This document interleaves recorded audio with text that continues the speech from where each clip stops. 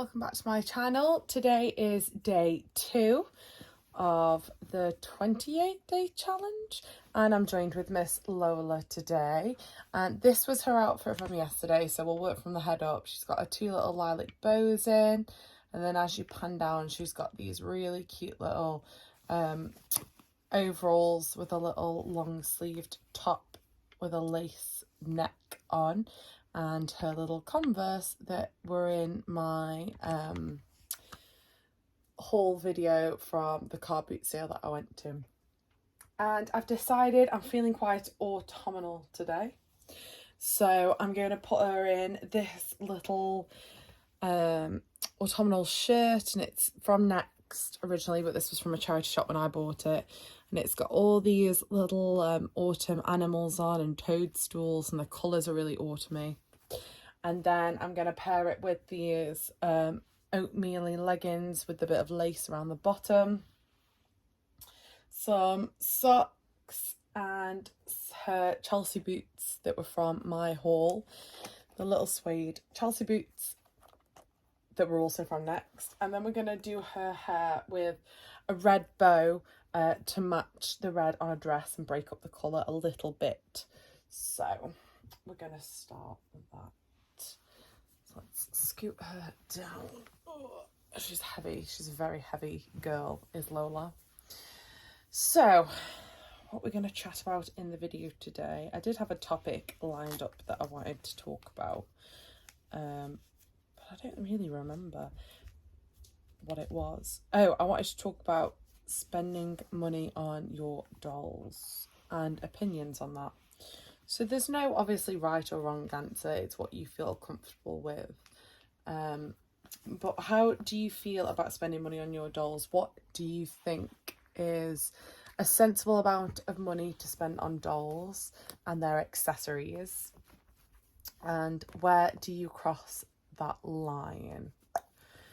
So my example is myself.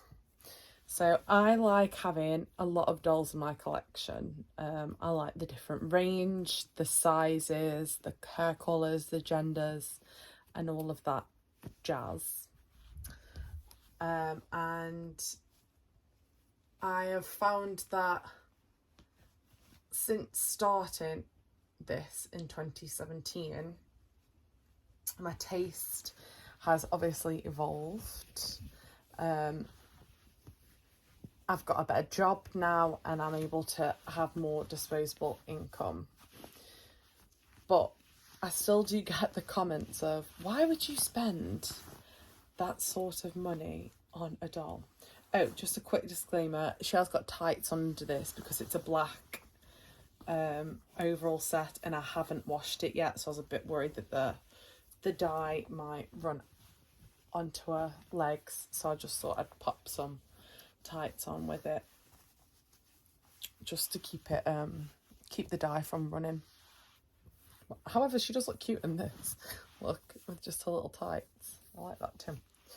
So she's got a dummy in currently. I won't keep her tights on for this. Arms up. Okay, this boppy isn't very good for positioning her either. Yeah, so where was I? Back to what you spend your money on. So what are people's thoughts and opinions? So I obviously have, I like spending reasonable amounts of money, and along with that I like having obviously a broad spectrum of what sort of dolls I have and what dolls I like to collect and things like that. And I love the high-end dolls, like the really high-end dolls, but I won't buy them because, oh, sorry, darling. I like so many different things. Like, I wouldn't spend a lot on a toddler. I say a lot. I'd say she was reasonable. She's a really reasonable price. Her artist did a really good job. But I wouldn't want to buy like a toddler that's worth thousands because I don't really take her out on like outings. I find it more realistic to just take like the newborn size out. So I don't really take her out there for. I wouldn't need a really high-end doll. However, her artist did an amazing job. I love her. She has got a slight shine to her, but that's just because obviously I do dress her a lot and make videos with her a lot, so she has got a little bit of a shine, but that's fine. She can always go back to her artist and have some touch-ups when needed. And because her artist is such a lovely artist and she's so affordable, I don't mind doing that. And that's why I think I'd feel really, like I was saying, that's why I'd feel more comfortable just paying the prices that I want to pay for a doll. Now, I'm not knocking people if they do have really high-end dolls. I'd love to spend the money on high-end dolls.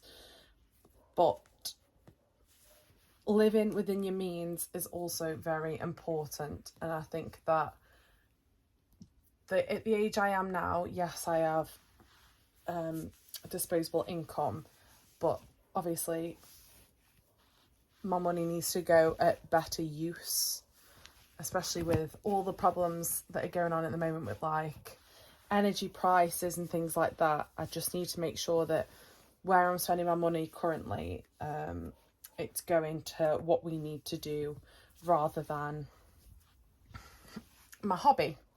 But any spare money does go onto my hobby, I'm not going to lie. And I'm fine with that. And my partner's fine with that.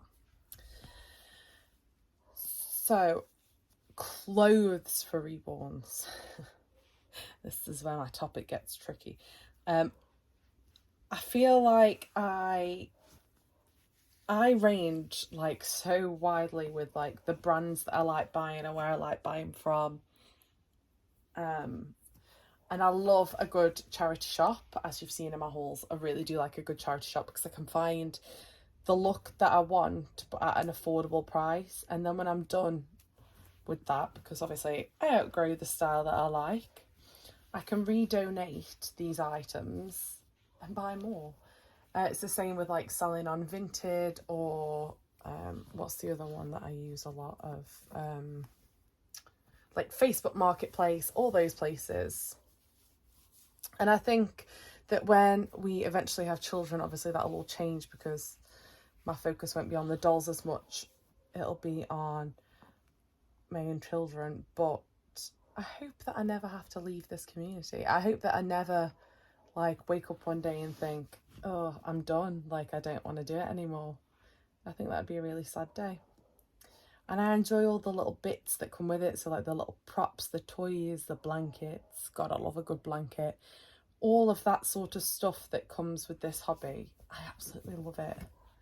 And I love like dressing them in seasonal clothing and oh, it's just, it's fun. I think that's what we all love, isn't it? What I really do miss about this hobby is not being able to meet up with so many people. I think that finding that time, that's annoying because I'd love to meet more collectors and like have dolly meetups. Like obviously I have Shal, who's a really good friend that I meet up with and we go on shopping trips and oh, I'm just gonna have to lie you down slightly so I can push this on your foot. Like I have Shal that I like to meet up with and because we're close with the distance of where we both live and stuff, it's like not a bad drive for me to get to her house and pick her up and go on little days out. So I'd love to be able to meet more people in the community, just because it's nice to share the hobby, isn't it, with each other? And obviously that's what we all like.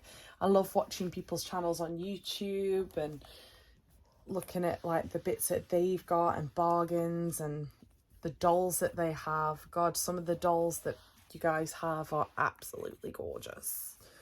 And I think that makes the hobby so much more enjoyable than, you're a big girl, than just being in it on your own. Having like the little dolly friends and stuff is sort of what makes this hobby much more enjoyable, much more fun. I think people like interacting a lot more. So I'm hoping that this bit isn't going to take too long. Her hair, she's got 2 messy buns currently. I need to take them out and then look, that's how I do a messy bun. I just plait her hair in a pigtail and then wrap it round itself. And I use little elastics. This doll, so Lola has human hair because that's what me and the artist decided would be best for her, especially because that's what I said I wanted to do with her hair. I wanted to be able to style it and sort of like give it a wash when I need to, because I do put like leave-in conditioner spray and stuff in it, which, don't come at me if you're gonna say you shouldn't do that. It's my doll. But we decided to go for human hair because I can style it, I can wash it, it can have a bit of heat on it as well. I don't use, like, my straighteners get really hot. They don't have like a setting where you can choose like a low setting. But what I can do is use the hairdryer on it on like a cold setting to dry your hair, because I have had to wash it before when it's got a bit gross, or it feels a bit dry. Because it's human hair, it does go dry. So I do like using like leave-in conditioner sprays and all of that jazz just to sort of style it. I'm just trying to decide now what sort of hairstyle I want to do on her. So you see how it flicks up at the back? That's just because of the hair that's been used and it's wet. So what I will do when I do it normally is I blow dry it under, and then her bob comes back in a nice little bob. Shall I put it in one messy bun and have her pieces down? Let's have a little think. Let's see. Sorry guys, I did change it to a time lapse because I wasn't really sure how I wanted to do this, but I'm just going to do a messy top knot, I think. So I didn't really know what direction I was taking that in, so I time lapsed it. Yeah, we'll go with like a really messy bun and then add her bow. If I flip her to the front now so you can see, she's got a little bun, and we'll just add the bow to the front of the bun. I really like this messy little hairstyle on her. And she's got a little red bow. She does have like little bangs. I like tucking them behind her ear, like, and she does have at the front, her artist rooted some, so like this hair here is mohair, so it's really fine fluffy hair, because I wanted the impression of like baby hairs. So where's my leave-in conditioner spray? If I put some on my hands, I can style these bits to what I want, and then when it dries, it'll dry in that position.